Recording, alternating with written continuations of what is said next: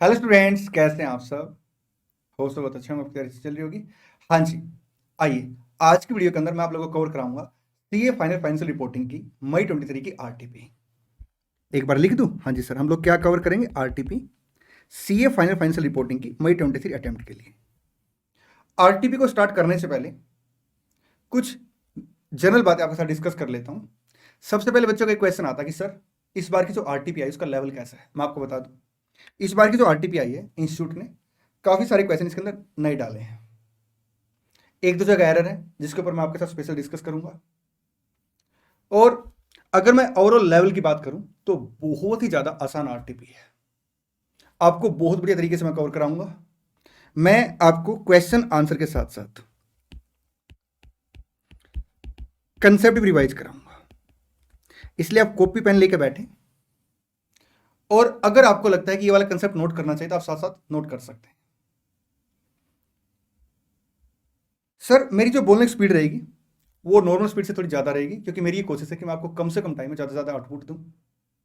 Sir एक बात और बताइए, हमें ये जो वीडियो है ये एक साथ देखनी चाहिए या क्वेश्चन वाइज चैप्टर वाइज देखनी चाहिए? मैं आपको बता दूं, अगर आप एफआर का सिलेबस कंप्लीट कर चुके हैं या एक बार रिवीजन कर चुके हैं तो आपको कंप्लीट आरटीपी एक साथ देखनी चाहिए। लेकिन अगर आपका या तो सिलेबस कंप्लीट नहीं हुआ या सिलेबस कंप्लीट हो गया, काफी टाइम पहले कंप्लीट हो गया था और अभी आपका एक रिवीजन पेंडिंग है, तो उस केस में आप क्या कर सकते हैं, क्वेश्चन वाइज इंडेक्स वाइज भी इस वीडियो को देख सकते हैं। इसके लिए आप क्या करें, अपनी एक खुद की टाइम स्टैम्प बना लें और मैं आपको दिल से थैंक यू बोलूंगा अगर आप वो टाइम स्टैम्प इसके कमेंट बॉक्स में शेयर कर दें, ताकि बाकी बच्चे भी उसको रेफर कर पाए। चलें? हाँ जी सर, एक इंपॉर्टेंट इंफॉर्मेशन के साथ आरटीपी स्टार्ट करते हैं। देखिए, नवंबर 23 एंड ऑनवर्ड्स अटेम्प्ट के लिए मैंने रेगुलर कोर्स की न्यू रिकॉर्डिंग स्टार्ट कर रखी है, अभी अंडर प्रोसेस चल रही है। अराउंड 300 के आसपास का टोटल कंटेंट रहेगा, 300 आवर्स का, और 1500 प्लस क्वेश्चन मैं क्लास में खुद सोल्व कराने वाला हूं। एकदम कंप्लीट कवरेज रहने वाली है आईसीआई के मटेरियल की, आपका आरटीपी, एमटीपी, सजेस्टेड आंसर, और कुछ मैंने अपनी तरफ से एक्स्ट्रा क्वेश्चन ऐड कर रखे हैं। और इतना ही नहीं, आईटीएफजी के भी कुछ केस स्टडी मैंने कवर करा रखे हैं। अभी जब आप ये वीडियो देख रहे होंगे तो प्राइस काफी डिस्काउंट पे हमने लगा रखे हैं, बिल्कुल नॉमिनल कॉस्ट पे लगा रखे हैं। और अगर आप मेरी टीम से कांटेक्ट करोगे तो आपको एक कोड दे देगी जिससे आप एक्स्ट्रा डिस्काउंट भी ले सकते हैं। एक मोस्ट इंपॉर्टेंट इन्फॉर्मेशन और शेयर करनी है, मई 23 अटेम्प्ट एंड ऑनवर्ड्स के लिए मैंने अपने यूट्यूब चैनल पे 2 सीरीज चला रखे हैं जिसमें ऑलमोस्ट डेली बेस पे एक वीडियो आ रही है। एक है रिवीजन वीडियो, जिसके अंदर मैं सारे इंडेक्स की रिवीजन वीडियो डाल रहा हूं, कुछ की आ चुकी, कुछ की आगे आ जाएगी। एंड सेकंड, आईसीआई के स्टडी मटेरियल के अंदर एफआर की बात करूं तो जो आपके टीवाई के हैं 100% टीवाई के मैं कवर करा रहा हूं, और उनकी वीडियो भी मैं अपने यूट्यूब चैनल पे शेयर कर रहा हूं। कुछ चैप्टर की वीडियो आ चुकी, कुछ की आने वाली है। तो आपने अपने दोस्तों के साथ इस इंफॉर्मेशन को शेयर करना है, वीडियो को सबके साथ शेयर करना है। चलिए जी, स्टार्ट कर लेते हैं आरटीपी। देखिए, आरटीपी के अंदर 2 चीजें कवर हैं, एक है अमेंडमेंट और एक है क्वेश्चन आंसर। अमेंडमेंट की बात करूं तो एक तो अमेंडमेंट सीएसआर की है, जिसके लिए मैं अलग से वीडियो आपके साथ शेयर करूंगा। ठीक है जी सर। एक जो अमेंडमेंट है वो है इंडेस के ऊपर। इंडेस वाली जो अमेंडमेंट है ये डिट्टो है जो नवंबर 22 अटेम्प्ट के लिए थी, उसकी मैंने एक्सक्लूसिव वीडियो अमेंडमेंट के नाम से शेयर कर रखी है, उसका लिंक मैं आपको डिस्क्रिप्शन में दे दूंगा। तो आज की जो ये वीडियो रहेगी इसके अंदर मैं सिर्फ आपको क्वेश्चन आंसर कराऊंगा, साथ में कंसेप्ट रिवाइज कराऊंगा। अमेंडमेंट के लिए मैं आपको बता देता हूं, इंडेस के अमेंडमेंट की वीडियो मैंने अलग से शेयर करनी है आपके साथ, ऑलरेडी कर रखी है, उसका लिंक मैं डिस्क्रिप्शन में दे दूंगा। और जो आपका सीएसआर के अमेंडमेंट है उसकी आपको अलग से रिकॉर्डिंग करके दे दूंगा। चलिए, हाँ जी सर। एक प्यारी सी बात और मैं आपको बताता हूं। देखिए, जब तक आप ना अच्छे से क्वेश्चन नहीं पढ़ोगे ना तो आंसर की ड्राफ्टिंग में दिक्कत रहती है। मेरा एक पेट डायलॉग है और मैं हमेशा हर जगह उसी को फॉलो करता हूं, पढ़ेगा क्वेश्चन तभी बढ़ेगा क्वेश्चन। और आपने कई बार एग्जाम के टाइम पे भी ऐसा महसूस किया होगा इंटरमीडिएट वगैरह में कि यार क्वेश्चन तो प्रॉपर आता था लेकिन मैंने जल्दबाजी में पढ़ लिया और इस वजह से मेरा आंसर गलत हो गया। तो सर इस गलती से हम कैसे बच सकते हैं? आप क्वेश्चन पढ़ने की प्रैक्टिस अच्छे से करें, जब भी आप कोई भी नया क्वेश्चन पढ़ते हैं उसे अच्छे से पढ़ें। ठीक, अब मैं आपके साथ क्वेश्चन अच्छे से पढ़ूंगा, लेकिन मैं आपको हाईली रिकमेंड करूंगा कि मैं हर क्वेश्चन से पहले आपको 10 to 15 सेकंड दिया करूंगा, ताकि आप एक बार वीडियो को पॉज करके एक बार कंप्लीट क्वेश्चन पहले पढ़ लें, फिर मेरे साथ क्वेश्चन पढ़ लें। ठीक जी सर। सर शुरू कर लेते हैं क्वेश्चन नंबर 1 से। Take 10 second.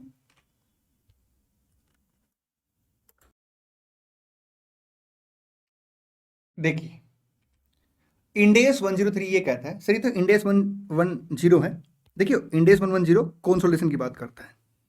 इंडेस 103 ये कहता है कि जब आप क्या करते हैं, कंट्रोल को स्टेप बाय स्टेप एक्वायर करते हैं। इट मीन्स क्या है कि जैसे मान लो, बल्कि ऐसे बोलता हूं, जब आप क्या करोगे, इन्वेस्टमेंट को स्टेप बाय स्टेप एक्वायर करोगे, तो जिस दिन आप कंट्रोल एक्वायर कर लोगे उस दिन आप क्या करेंगे साहब, कॉस्ट ऑफ कंट्रोल निकालेंगे। ठीक है, कॉस्ट ऑफ कंट्रोल कैसे निकलता है, जो आपने पीसी पे किया है उसके अंदर हम लोग क्या करेंगे, एनसीआई ऐड कर देंगे। एनसीआई को आप नेट एसेट के बेस पे ले सकते हैं, फिर वैल्यू के बेस पे ले सकते हैं, डिपेंडिंग ऑन कि आप फुल गुडविल निकालना चाहते हैं, प्रोपोर्शनल गुडविल निकालना चाहते हैं। ठीक, उसमें से आप क्या करेंगे, सब्सिडरी कंपनी की जो नेट एसेट है उसकी फिर वैल्यू माइनस कर देंगे। ठीक जी सर। अच्छा, अब जिस दिन आपने कंट्रोल एक्वायर किया है उससे पहले अगर ऑलरेडी आपने कोई इन्वेस्टमेंट कर रखी थी तो आप उस इन्वेस्टमेंट को क्या करेंगे साहब, उस इन्वेस्टमेंट को रिवैल्यू कर देंगे किसमें, एट फेयर वैल्यू पे। ठीक जी सर। अब जब आप उसे रिवैल्यू करेंगे फेयर वैल्यू पे, तो जो कैरिंग अमाउंट और फेयर वैल्यू का डिफरेंस है उसका क्या ट्रीटमेंट होगा सर, ये डिपेंड करेगा कि आपने इन्वेस्टमेंट को क्लासीफाई कैसे कर रखा है। ठीक, जिस बेस पे आपने इन्वेस्टमेंट को क्लासीफाई कर रखा है उसके बेस पे इस डिफरेंस का ट्रीटमेंट होगा। या तो सर डिफरेंस कहां जाएगा, ओसीआई के अंदर, या जाएगा पीएनएल अकाउंट के अंदर। ठीक, चले, हाँ जी सर। इस क्वेश्चन में भी इस पॉइंट के ऊपर मैंने स्पेशल चर्चा करनी है क्योंकि इंस्टीट्यूट ने इसको पीएनएल में डाल रखा है। ठीक, आगे चलते हैं। जब आपके पास कंट्रोल एक्वायर हो जाता है तो उसके बाद सर जो भी रिपोर्टिंग डेट आएगी उस पर आप क्या करेंगे सर, अपनी सब्सिडरी के साथ अपनी कंसोलिडेटेड फाइनेंशियल स्टेटमेंट बनाएंगे। चले, हाँ जी सर, आइए क्वेश्चन पढ़ते हैं। High speed limited manufacture and sale car. The company want to foray into two wheeler business and therefore it acquired 30% interest in Quick Bike Limited for rupees 5 lakh as at 1st November X1। देखिए diagram बनाते छोटा सा। हमने क्या किया, 1 नवंबर X1 को 5 लाख में 30% share ले लिए, 30% equity share of QB Limited, कितने के, 5 लाख के। चले जी सर, 1 नवंबर को and an additional 25% stake as at 1 January X2 4 rupees 5 lakh at its fair value. अब ये देखिए साहब, यहां पे 30% शेयर लिया था आपने 1 नवंबर को, और उसके बाद 1 जनवरी को आपने क्या किया, 1 जनवरी X2 को 25% इक्विटी शेयर ले लिए, कितने के, 5 लाख के। अब अगर आप यहां पे देखेंगे तो 1 जनवरी X2 को कंपनी के पास कंट्रोल आ गया है, मोर देन 50% शेयर आ गए। हाँ जी सर, तो इस डेट पे हम क्या करेंगे सर, इस डेट पे हम goodwill oblique gain on bargain purchase निकालेंगे। सर कैसे निकालेंगे, देखिए सबसे पहले ऑलरेडी जो आपकी इन्वेस्टमेंट है उसे आप क्या करेंगे, फेयर वैल्यू पे रिवैल्यू कर देंगे। ठीक है, सेकंड पीसी पेड ऐड कर देंगे, थर्ड एनसीआई ऐड कर देंगे आइदर एट फेयर वैल्यू और आपकी net asset of subsidiary company के प्रोपोर्शनेट बेस पे। ठीक, उसमें से आप क्या करेंगे, net asset of subsidiary minus कर देंगे on the basis of the fair value. ठीक, एक दो बातें डिस्कस करते हैं। सब्सिडरी कंपनी जो आप नेट एसेट लेंगे, या तो एसेट माइनस लायबिलिटी कंसीडर करेंगे, या फिर सर कैपिटल प्लस प्रॉफिट और प्लस माइनस है जो भी इंपैक्ट है आपका रिवैल्यूएशन का, उसका इंपैक्ट उसके अंदर लेके चलेंगे। ठीक, चलिए आगे बढ़ते हैं। अभी कैलकुलेट नहीं करा, एक बार पूरा क्वेश्चन पढ़ते हैं। ठीक, following is the balance sheet of Quick Bikes Limited as at 1 January X2। Sir जो आपने कंपनी एक्वायर की है, जिसका कंट्रोल एक्वायर किया है, उसकी बैलेंस शीट दे दी है। तो यहां पे अगर आप देखेंगे तो असेट और लायबिलिटी सारी दे रखी है, तो आप असेट माइनस लायबिलिटी लेके नेट असेट आइडेंटिफाई कर लेंगे। एक बात, दूसरी बात, यहां पे जो असेट और लायबिलिटी आएगी वो किसके बेस पे आएगी, फेयर वैल्यू के बेस पे आएगी। ठीक, और जो भी रिपोर्टिंग डेट रहेगी साहब किसकी, पेरेंट कंपनी की, उस रिपोर्टिंग डेट पे आप क्या करेंगे, कंसोलिडेशन कर लेंगे। ठीक, और कंसोलिडेशन का जो प्रोसीजर है वो एज पर इंडेस 110 है, और कैलकुलेशन ऑफ गुडविल या gain on bargain purchase sir आपका एज पर इंडेस 103 है। ठीक, QB Limited sell the motorcycle under the brand name Superstar which has a fair value of 350 as at 1 January X2। बड़े ध्यान से मेरी बात सुनना। इंडेस 103 ये कहता है कि जब आप नेट असेट की फेयर वैल्यू निकालेंगे तो उसके कुछ एक्सेप्शन है। एक्सेप्शन कैसे, देखिए, अगर आपकी सेल्फ जनरेटेड इंटेंजिबल एसेट है, अगर आपकी सेल्फ जनरेटेड इंटेंजिबल एसेट है, इंटरनली जनरेटेड इंटेंजिबल एसेट है, तो क्या आप एज पर इंडेस 38 उसे रिकॉर्ड करते हैं, आंसर इज नो, क्योंकि सर उसे आप रिकॉर्ड नहीं कर सकते, क्योंकि हम मानते हैं कि अगर आपने ब्रांड के ऊपर कोई खर्चा भी किया है ना, तो वो आपने बिजनेस के डेवलपमेंट पे खर्चा किया है।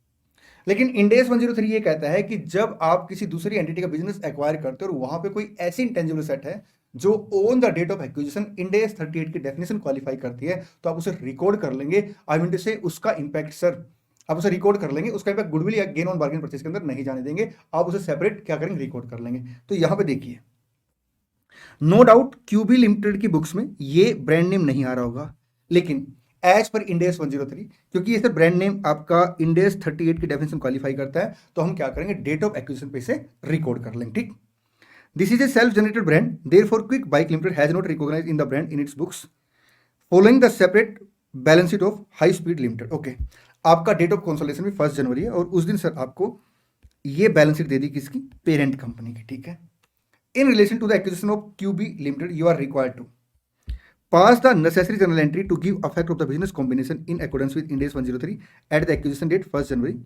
NCI is measured by the entity at fair value. ठीक है सर, वो कह रहा है NCI को अपने फेयर वैल्यू पे कंसिडर करना है। अब यहां पे सर एक दो बातें आपके साथ डिस्कस करनी है। देखिए, एक बार इसको पढ़ लेते हैं। Provide working note, ignore deferred tax implication. हाँ, अगर क्वेश्चन में सर ये वाली बात ना लिखता, इग्नोर डेफर्ड टैक्स, और टैक्स का रेट भी नहीं देता, तो हम तब भी इग्नोर करते हैं। हाँ, अगर टैक्स का रेट देता तो फिर हम लोग क्या करते हैं, डेफर्ड टैक्स को यहाँ पे कैलकुलेट करते हैं एज पर इंड एस 12। आप मेरी बात को बड़े ध्यान से सुनना, ये बात मैंने क्लास में ऑलमोस्ट हर क्वेश्चन के ऊपर चर्चा कर रखी है कि जब आप क्या करते हैं, किसी एंटिटी के शेयर एक्वायर करते हैं और उसमें कंट्रोल आ जाता है, तो आप एक्स्ट्रा पैसे पे करते हैं। तो जो शेयर की वैल्यू होती है ना, कंपैरेटिवली आप ज्यादा पैसे पे करते हैं, इसलिए उस शेयर की वैल्यू को अभी भी हम एनसीआई के लिए कंसीडर नहीं करते। लेकिन अगर क्वेश्चन में एनसीआई को फेयर वैल्यू के बेस पे बोल दिया जाए और साथ में सर अलग से शेयर की फेयर वैल्यू वगैरह नहीं दे रखी, तो मजबूरी में हम लोग क्या करेंगे, फिर वही फेयर वैल्यू जो हमने पे की है सब कंसिडरेशन के रूप में, उसी को कंसिडर करते हुए एनसीआई की फेयर वैल्यू कैलकुलेट करेंगे। चले, हाँ जी सर, आइए। तो जनरल एंट्री से पहले मैं आपको कुछ वर्किंग करा देता हूं। सबसे पहले आप क्या करेंगे सर, सबसे पहले हम लोग गुडविल या गेन ऑन बार्गेन परचेज निकालेंगे। कैसे निकलेंगे साहब, पीसी पेड कितने से, 5 लाख से, प्लस आपका आएगा फेयर वैल्यू ऑफ, किसकी फेयर वैल्यू साहब, ऑलरेडी जो आपके पास इन्वेस्टमेंट है, कितनी सर, वो सर 5 लाख उसकी कॉस्ट है। ठीक है, और अगर आप देखेंगे तो आपने 5 लाख जो पे किया है वो 25% के लिए किया है। मैं फिर से बोल देता हूँ इस बात को, टेक्निकली अगर आप देखेंगे ना, तो जो आपने इस बार 25% के लिए पे किया उसमें सर प्रीमियम फॉर गुडविल पे किया होगा, क्योंकि इस बार आपके पास कंट्रोल आ रहा है।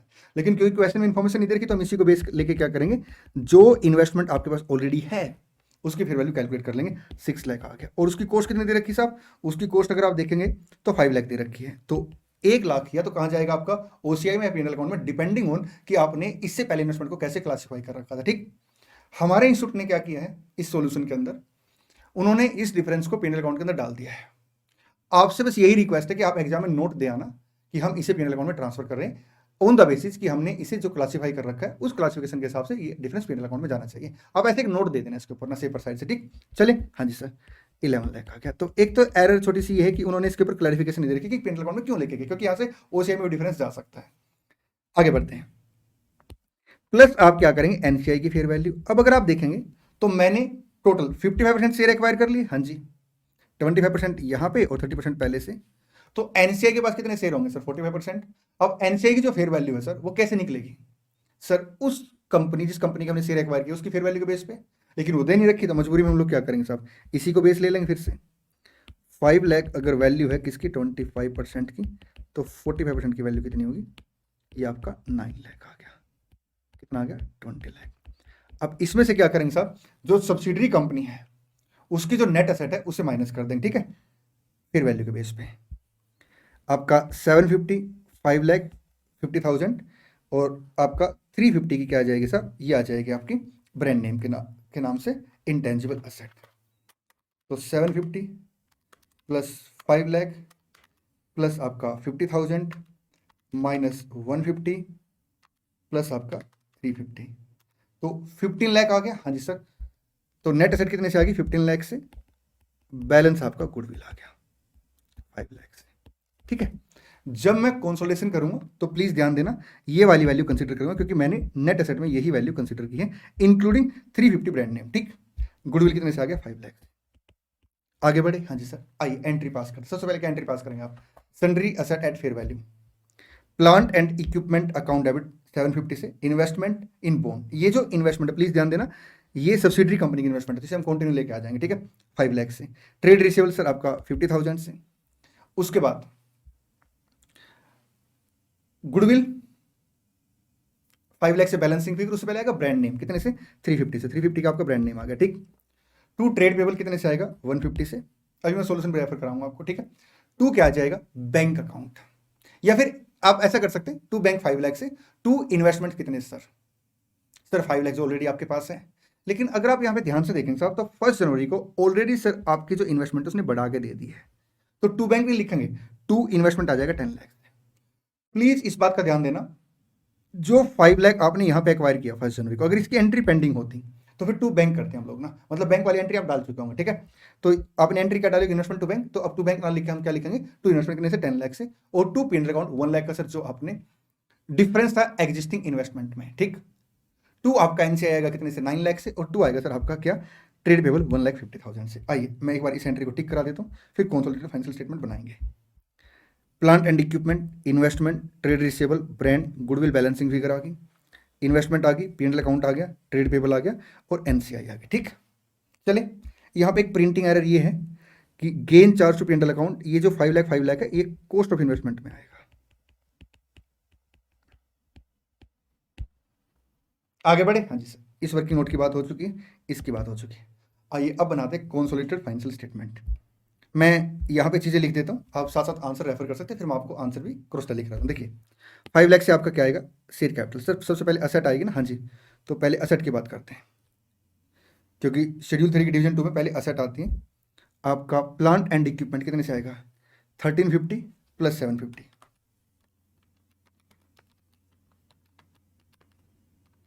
21 लाख। सर साथ साथ ठीक ही करा दो ना, हाँ ये भी ठीक रहेगा, क्योंकि 2 बार चेक करना पड़ेगा otherwise. Property plant and equipment 21 lakh से, ठीक है। आगे इन्वेस्टमेंट आएगी सर आपकी, ये वाली खत्म होगी, हाँ जी। इन्वेस्टमेंट इन बॉन्ड आएगी कितने से 5 लाख से, उससे पहले इंटेंजिबल एसेट आ जाएगी, तो 5 लाख से आपका आएगा इन्वेस्टमेंट इन बॉन्ड, इन्होंने यहाँ पे अच्छा डायरेक्ट लिख रखा, ठीक है। इंटेंजिबल एसेट में क्या आएगा आपका 5 लाख की गुडविल आएगी, 350 का आपका ब्रांड नेम आएगा, तो 850 आ गया जी सर। करंट असेट में से फाइनेंशियल असेट आपकी आ जाएगी ट्रेड रिसीवेबल 80,000 और 50,000 130, ये देखिए। Cash and cash equivalent sir 520, equity share capital आपका 5 लाख से आएगा, रिजर्व आपका 15 लाख है, प्लस 1 लाख आपका रीमेजरमेंट वाला आ गया, एग्जिस्टिंग इन्वेस्टमेंट वाला, तो 16 लाख से आ जाएगा, बिल्कुल ठीक है। नॉन कंट्रोलिंग इंटरेस्ट 9 लाख से। उसके बाद बात कर लेते हैं साहब फाइनेंशियल लायबिलिटी की। शॉर्ट टर्म लोन आपका 4 लाख है, उधर कुछ नहीं आएगा, तो 4 लाख आ गया। ट्रेड पेबल अपना 3 लाख है पेरेंट कंपनी का, और 150 आपका ये है, तो फाइनेंशियल लायबिलिटी में ट्रेड पेबल आ जाएगा आपका 450, और अदर करंट लायबिलिटी में से 250 आ जाएगा। ये देखिए 4 लाख 450 और 250। आगे बढ़े, हाँ जी सर, ये था आसान सा क्वेश्चन। क्वेश्चन नंबर आपका 2, ये आपका रिटेल प्राइस रिलेटेड है। There are 2 other technique used under Ind AS 2 other than आपका एक्चुअल कॉस्ट। एक आपका स्टैंडर्ड प्राइस होता है, एक आपका रिटेल प्राइस होता है, तो ये रिटेल प्राइस के हिसाब से, ठीक है। चलिए स्टैंडर्ड कॉस्ट और रिटेल प्राइस होता है, तो रिटेल प्राइस का क्वेश्चन है। टेक 10 सेकंड, पढ़िए जल्दी से क्वेश्चन।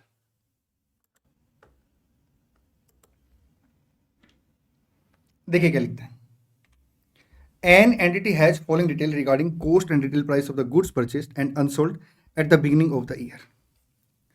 ओपनिंग इन्वेंट्री दे दी, परचेजेस दे दी, इन्वेंट्री इन हैंड दे दिया, सब सेल फॉर द पीरियड दे दिया। ये देखिए ये आपको एक्चुअल कॉस्ट दे दी एक तरीके से, और ये आपको रिटेल प्राइस दे दिया, ठीक है। Applying the retail method compute the following percentage of cost price over retail price. अब ये कॉस्ट प्राइस है आपकी total, opening stock plus purchase, ये आपका रिटेल प्राइस है। तो कह रहा है साहब आप बताइए कि कितने परसेंटेज है कॉस्ट रिटेल प्राइस के। तो आपकी जो टोटल कॉस्ट है 6250 प्लस 19500 आपका 25750 आ गया। रिटेल प्राइस आपका कितने से 42,000 से डिवाइड बाई 42,000 परसेंटेज 61% आ गया। Second requirement cost of closing inventory.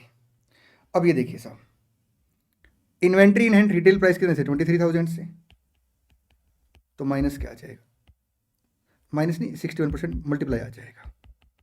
या तो आप 39% माइनस कर दो प्रॉफिट मार्जिन, या डायरेक्ट कॉस्ट ले लो। सर ये आ गया आपका 14030, ठीक है। नेक्स्ट है आपका value of cost of sale at cost. तो cost of sale at cost कैसे निकलेगा, opening stock at cost plus purchase at cost minus closing stock at cost. तो ओपनिंग स्टॉक प्लस परचेज आपका 25750 माइनस आएगा sir cost of closing stock. तो cost of sale आपका 11720 आ गया। इसके बाद देखिए सर यहाँ एक छोटी सी एरर ना, revenue earn during the year on sale of inventory. Inventory sale पर रिवेन्यू कितनी अर्न किया आपने, यहाँ पे कायदे से प्रॉफिट वर्ड होना चाहिए, क्योंकि रिवेन्यू का मतलब तो एक तरीके से सेल होता है। सर अगर एग्जाम में इस तरह से आ जाए क्वेश्चन, तो देखिए उसने सेल ऑफ इन्वेंट्री पे रिवेन्यू मांगा तो वो प्रॉफिट ही मांग रहा है आपसे ना, ठीक है जी सर। तो 19,000 माइनस आपका कॉस्ट ऑफ सेल, आपका प्रॉफिट आ गया 7280। एक बार मैं टिक करा देता हूँ सॉल्यूशन यहाँ पे, 7280 11720 आपका 14030 और 61%।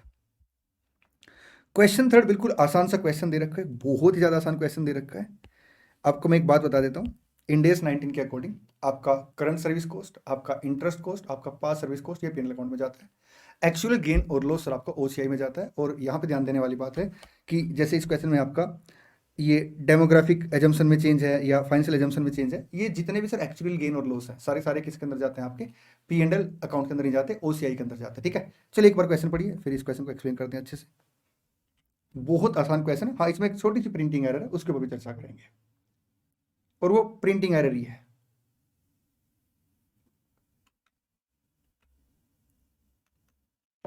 देखिए क्या लिखता है, from the following particulars compute the net defined benefit liability and expenses to be recognised in the profit and loss account. एक तो आपने क्या निकालना sir, net defined benefit liability. Sir net defined benefit liability कैसे निकलेगी, sir जो भी पीवीओ आपका डीबीओ है उसमें से प्लान एसेट हम लोग नेट कर देते हैं, ठीक है। और फिर पूछा उसने कि पीएनएल अकाउंट में क्या क्या जाएगा, आपका पीएनएल अकाउंट में एक करंट सर्विस कॉस्ट जाएगा, एक आपका इंटरेस्ट कॉस्ट जाएगा, ठीक है जी सर। और एक्चुअल गेन और लॉस यहाँ पे नहीं जाएगा। हाँ अगर प्लान एसेट के ऊपर सर इन्वेस्टमेंट इनकम आई है, ये भी हम लोग कहाँ लेके जाते हैं, पीएनएल अकाउंट के अंदर लेके जाते हैं, ठीक जी सर। पास सर्विस कॉस्ट इसमें कोई है नहीं, वो भी पीएनएल अकाउंट के अंदर जाती। आइए सबसे पहले उसने ये मांगे आपसे नेट डिफाइंड बेनिफिट लायबिलिटी। तो आप पहले क्या करें, क्लोजिंग बैलेंस निकालें। कैसे निकालेंगे क्लोजिंग बैलेंस, सर ओपनिंग जितने भी सर चेंजेज है वो सब इसके अंदर इंपैक्ट लेके और क्लोजिंग बैलेंस निकाल देंगे। तो यहाँ पे सिर्फ आपने टोटल करना और कुछ नहीं करना, और जो टोटल का नेट आएगा इसका इसके साथ जो नेट है बैलेंस शीट में जाएगा, इसका इसके साथ जो नेट है वो बैलेंस शीट में जाएगा, ठीक।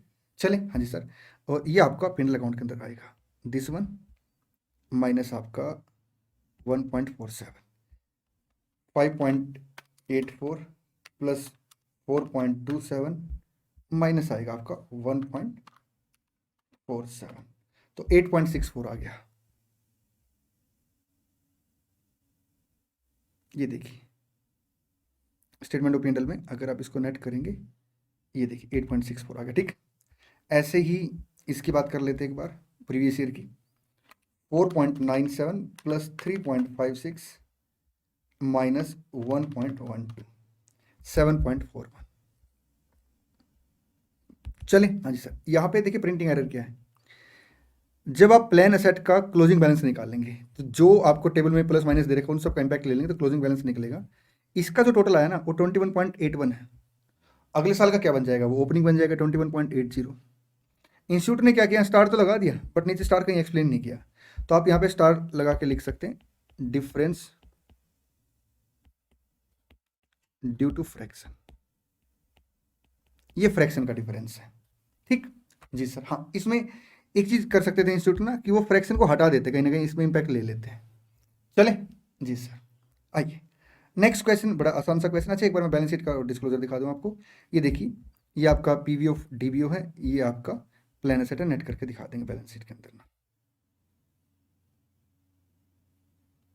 ये देखिए, और प्रीवियस ईयर का ये आ गया। चले हाँ जी सर, क्वेश्चन नंबर 4 आपका इंडेस 102 का है, आसान सा क्वेश्चन है, हालांकि लैंग्वेज को देखने में आपको थोड़ा सा एक दो चीज़ में नहीं लग सकती है। टेक 10 सेकेंड, फिर मिलकर पढ़ते हैं क्वेश्चन।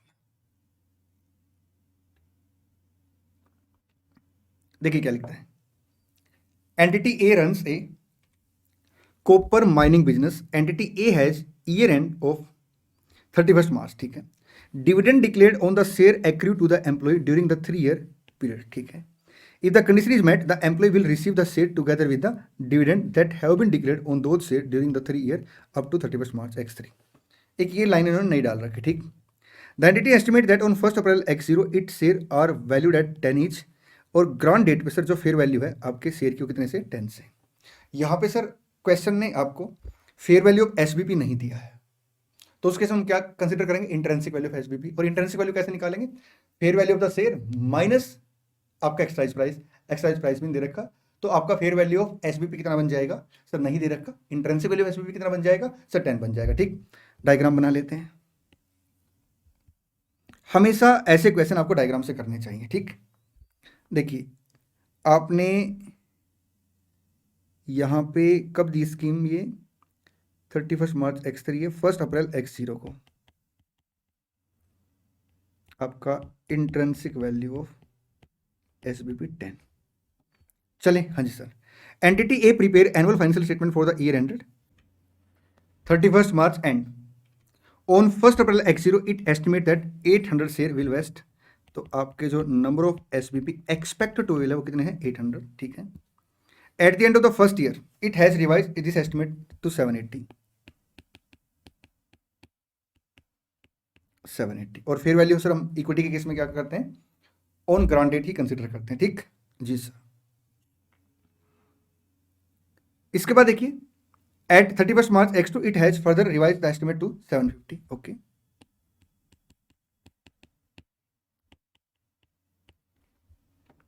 इसके बाद and 750 share vest on 31st March X3 based on the number of employ still employed on that date, okay. 750 sir आपके एक्चुअल में क्या किया है, वेस्ट करके चले गए हैं, ठीक है। देखिए on 1st April X0 as part of a long term incentive scheme entity A provisionally award its sale employ 1000 entity A share receivable on 31st March X3। अच्छा यहाँ पे उसने इन्फॉर्मेशन दी थी कि वो 1000 शेयर देगा, ठीक है, लेकिन हमें एक्सपेक्टेड चाहिए। Explain the accounting treatment for the above share based award based on the satisfaction of the condition that the sale employ must retain in the employment under 31st March X3। The requirement to retain in employment is a service condition and would not reflect the fair value of the share award, ठीक है। तो यहाँ पे आपने क्या करना sir, number of SBP expected to will eight year and कितना है 780। इंट्रेंसिक वैल्यू सर आपकी 10 है। आपका वेस्टिंग पीरियड कितना है सर 3 years। आपका वेस्टिंग पीरियड एक्सपायर्ड कितना है सर 1 year। 2600 ओपनिंग बैलेंस 0 है, 2600, ठीक। 750 इंटू 10 आपका 5000 आ गया। ओपनिंग आपका 2600 है तो 2400 आ गया। यहाँ पे सर आपका 750 इंटू 10 7500 माइनस आपका 5000 कितना आ गया, ये आपका आ गया 2500 से। तो हम एंट्री क्या करेंगे, employ benefit expenses account debit to SBP reserve equity account. ये देखिए 2600 से 2400 से 2500 से इन्होंने लास्ट में एक एंट्री नहीं डाली, वो एंट्री आप डाल सकते हैं। SBP reserve equity account debit to equity share capital, ठीक। ब्रैकेट में इक्विटी प्लस इक्विटी प्रीमियम लिख देना, कितने से आपका आ जाएगा सर वो 7800 से। इसमें हालांकि सिक्योरिटी प्रीमियम है ही नहीं, फेस वैल्यू 10 मान लेना आप, तो फिर 2 इक्विटी शेयर कैपिटल लिख देना सिर्फ, ठीक। चलिए इंड AS 101 बहुत प्यारा क्वेश्चन है। टेक 10 सेकेंड, मीन्स वीडियो को पॉज करके बाद क्वेश्चन पढ़िए, फिर मिलकर डिस्कस करते हैं। बहुत ही बढ़िया क्वेश्चन है, मैं कहूंगा एग्जाम के लिए मोस्ट इंपोर्टेंट क्वेश्चन में से एक है।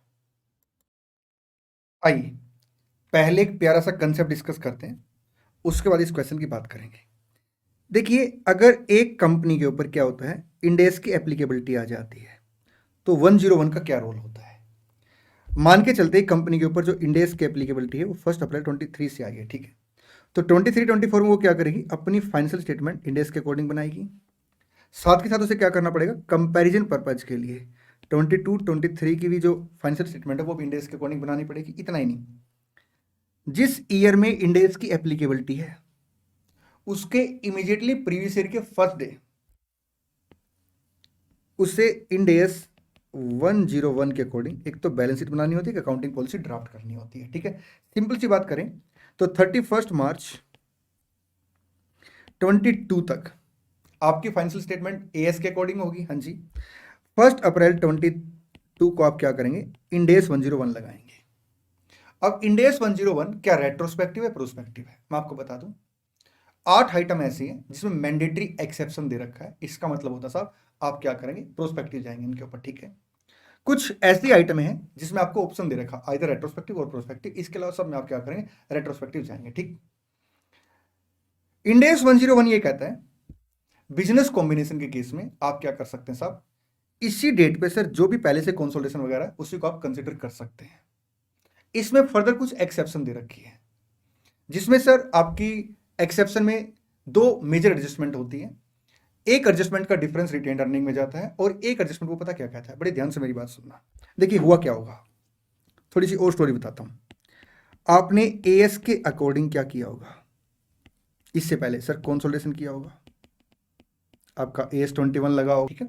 चलिए अब आप इंड एस के अकॉर्डिंग आ गए हैं, तो जो भी आपने एएस के अकॉर्डिंग सर गुडविल या gain on bargain purchase calculate कर रखा आप उसी को कंसिडर कर लेंगे, ठीक। लेकिन कहता है अगर ट्रांजिशन डेट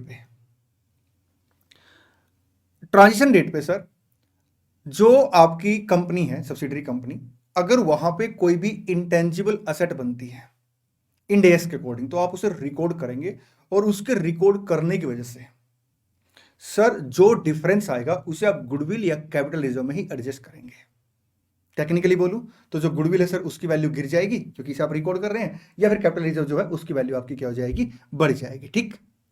चले हाँ जी सर, एक तो ये बात होगी, ठीक है। दूसरी बात जो गुडविल होती है सर इंड एस के अंदर अगर बिजनेस कॉम्बिनेशन में गुडविल आता है उसका क्या ट्रीटमेंट होता है मैं आपको बता दूं।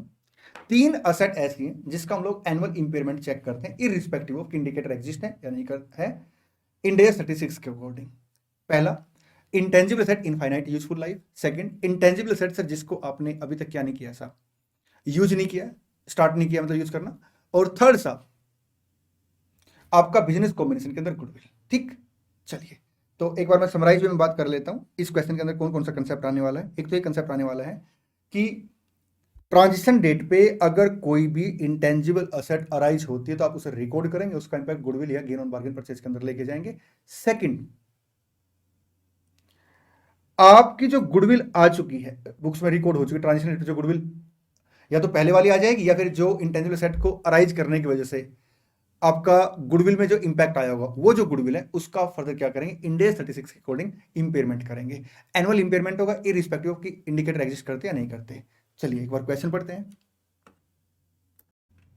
एक बात और, जो मैंने 3 असेट का एनुअल इंपेयरमेंट बोला है अगर इंडिकेटर एग्जिस्ट करते तब भी उनका इंपेयरमेंट होगा, ठीक। चलिए इंड एस 101 क्या लिखते हैं, ABC Limited a public limited company is in the business of exploration and production of oil and gas and other hydrocarbon related activity outside India, ठीक है।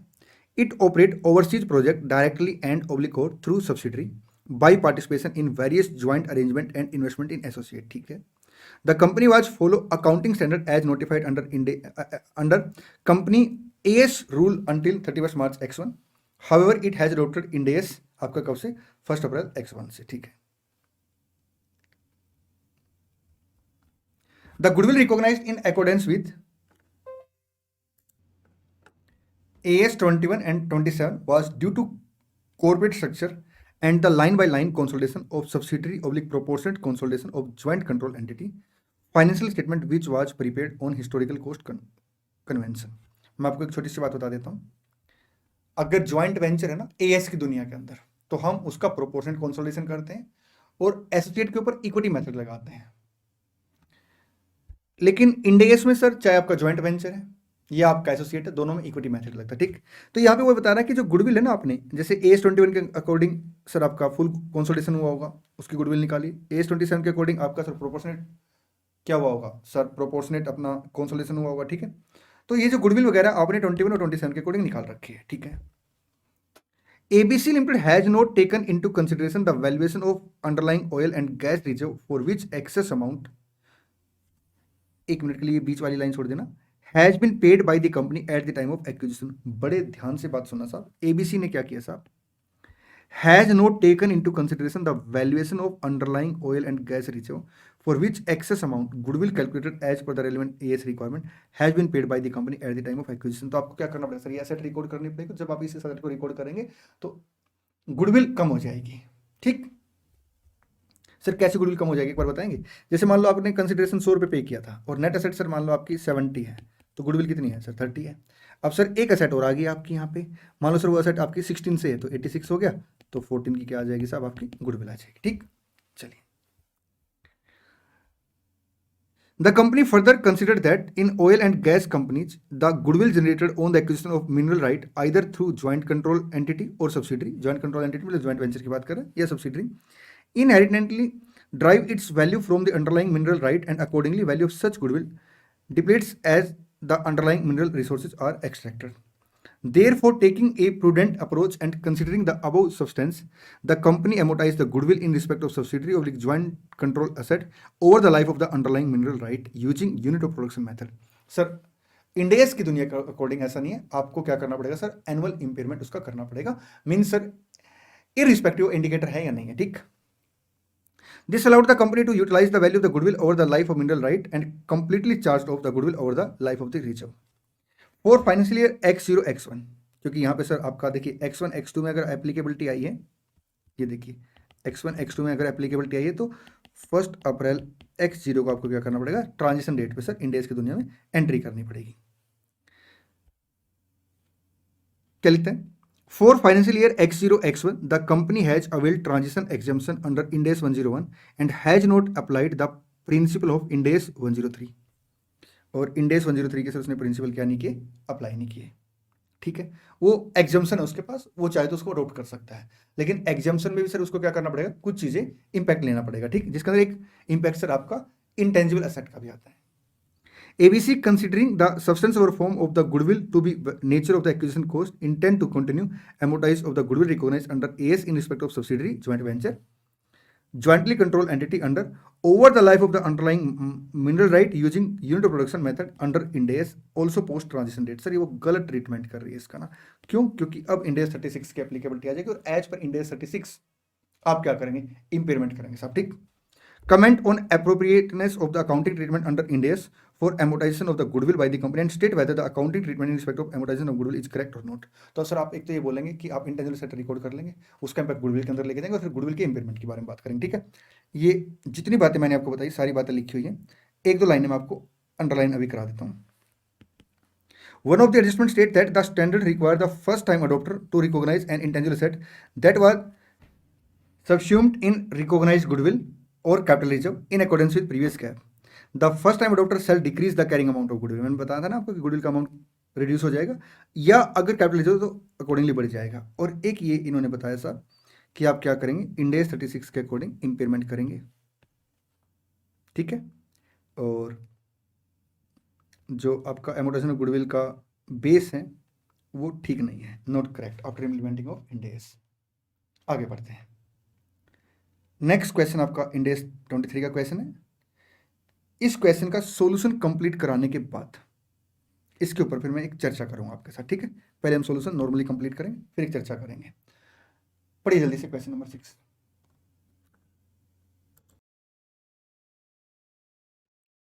देखिए Ind AS 23 ये कहते हैं आप बोरोइंग कॉस्ट का कैपिटलाइजेशन स्टार्ट करेंगे जब 3 कंडीशन पूरी हो जाती है। पहली, sir expenditure has been incurred on qualified asset, second necessary activity has been started, और third sir there must be borrowing। फिर बोरोइंग आपकी दो टाइप की होती है, एक होती है आपकी सर स्पेसिफिक बोरोइंग, एक general borrowing. General borrowing sir हमेशा कैपिटलाइजेशन रेट निकलता है। ठीक, बोरोइंग कॉस्ट का कैपिटलाइजेशन बंद हो जाता है अर्लियर ऑफ एनी डेट, या तो आपने बोरोइंग को रीपे कर दिया है या फिर सर असेट आपकी रेडी टू यूज हो गई। ठीक, चलिए, LT Limited is in the process of constructing a building. The construction process is expected to take about 18 months from 1st January to 30th June। Okay, तो यहां से लेके यहां तक सर हम लोग क्या करेंगे, बोरोइंग कॉस्ट का कैपिटलाइजेशन करेंगे। ठीक है, the building meet the definition of a qualified asset, उसने लिख भी दिया। ठीक है, LT Limited incur the following expenditure for the construction. Sir ये आपने अलग अलग डेट पे एक्सपेंडिचर इनकर किया। ठीक है, जी सर, तो यहाँ पे देखिए आपकी एसेट रेडी होगी है 30 जून को। On 1 July X1 LT limited issued 10% redeemable debenture of 50 crore. Okay, यहां देखिए सर 1 जुलाई X1 को उसने बोरोइंग ली है। तो 3 कंडीशन। पहली condition sir expenditure has been incurred on the qualified set, हो गए हैं। सेकंड नेसेसरी एक्टिविटी, अगर क्वेश्चन ने कुछ नहीं कह रखा या कोई ऐसा केस बना के नहीं दे रखा तो नेसेसरी एक्टिविटी हम लोग मानेंगे स्टार्ट होगी। देयर मस्ट बी बोरोइंग, लेकिन बोरोइंग सर कब से है? 1 जुलाई से। तो यहाँ पे सर आपका डेट ऑफ कैपिटलाइजेशन मतलब commencement of capitalisation of borrowing cost, commencement of capitalisation of borrowing cost. चले जी सर आगे देखिए। The proceeds from the debenture form part of the company general borrowing which it used to finance the construction of the qualified asset, that is the building. LT Limited had no borrowing before 1st July X1 and did not incur any borrowing cost before that date। ठीक है, LT Limited incurred 25 crore on construction cost before obtaining general borrowing of 1st July। वो ये देखिए साहब, ये वाला खर्चा आपने पहले कर दिया तो कोई बात नहीं। अगर पहले खर्चा कर दिया तो जैसे बोरोइंग आएगी हम लोग सर क्या करेंगे, उस डेट से इसके ऊपर भी कैपिटलाइजेशन स्टार्ट कर देंगे। ठीक है, and 25 crore after obtaining the general boring post boring expenditure. तो सर क्योंकि ये जनरल बोरिंग तो हमें क्या करना पड़ेगा, बोरिंग का रेट निकालना पड़ेगा। ठीक है, रेट इसने 10% दे रखा और इसमें कोई अदर एडजस्टमेंट है नहीं। For each of the financial year ended 31 March X1, X2 and X3 calculate the borrowing cost that LT limited is permitted to capitalise as part of the building cost. देखिए 31 मार्च अगर X1 की बात करें साहब, तो X1 तक no doubt 5 crore का खर्चा आपका हो गया था, लेकिन बोरिंग नहीं थी, इसलिए सर 31 मार्च अगर मैं X1 की बात करूं तो नील बोरोइंग कॉस्ट आ जाएगी। ठीक है, 31 मार्च X2 की बात कर लेते हैं। देखिए आपने सिर्फ 5 करोड़ का खर्चा पहले कर रखा था, 20 करोड़ का खर्चा यहां पे जाके किया आपने, तो 30 जून तक आप बोरोइंग कॉस्ट का कैपिटलाइजेशन सर नहीं करेंगे। क्यों? क्योंकि बोरोइंग कॉस्ट है ही नहीं। तो 1 जुलाई से लेकर 31 मार्च तक 25 करोड़ पे आपका 9 मंथ का आ गया। हाँ जी सर, और बोरोइंग रेट क्या है सर? बोरोइंग रेट अपना 10% है, तो 25 इंटू 9 डिवाइड बाई 12 इंटू 10%, 1.875। ठीक है, और उसके बाद अगर आप देखेंगे तो सर 20 करोड़ आपने कब खर्चा किया? 31 मार्च X2 को, ये आपका 10% है, ये 0 आ गया। ठीक जी सर, अब बात करते हैं 31 मार्च X3 की। पहले मैं आपको वो आंसर कराऊंगा जो इंस्टीट्यूट ने कर रखा है, फिर मैं आपको अपनी एक ओपिनियन दूंगा। ठीक है, और फिर उसके बाद चर्चा करेंगे कि आपका एग्जाम में क्या करना चाहिए। ठीक, 31 मार्च X3 को अगर हम बात करें तो यहां पे देखिए सर आपका 20 करोड़ यहां पे खर्चा हुआ है, तो आपका जो खर्चा है वो 45 करोड़ हो गया ओपनिंग। ठीक है, 30 जून को सर असेट क्वालिफाई होगी और उसी दिन सर आपने ये खर्चा किया है, तो इसके ऊपर तो बोरिंग कॉस्ट आएगी नहीं, तो 45 करोड़ पे आएगी कितना सर? 3 मंथ का 10%, 45 इंटू 3 डिवाइड बाई 12 इंटू 10%, 1.125 आ गया। एक बार इंस्टीट्यूट का आंसर टैली कर लेते हैं। क्वेश्चन नंबर आपका ये देखिए 6, ये देखिए। अब आप मेरी बात को बड़े ध्यान से सुनना। बोरोइंग कॉस्ट जैसे कैपिटलाइज हो जाते हैं ना सर, हम बेसिकली क्या करते हैं उसे sir expenditure incurred on qualified set का पार्ट मान लेते हैं। अब इंस्टीट्यूट ने उसको पार्ट नहीं मान रखा। टेक्निकली अगर आप देखेंगे ना तो जैसे सर आपने बोरिंग कॉस्ट इनकर्ड की है ना, तो अपना जो अमाउंट आ जाएगा 45 प्लस 0.875 आ जाएगा। कब से? फ्रॉम 1 अप्रैल X2 से। तो टेक्निकली सर इसके ऊपर अगले साल की बोरिंग कॉस्ट निकलनी चाहिए।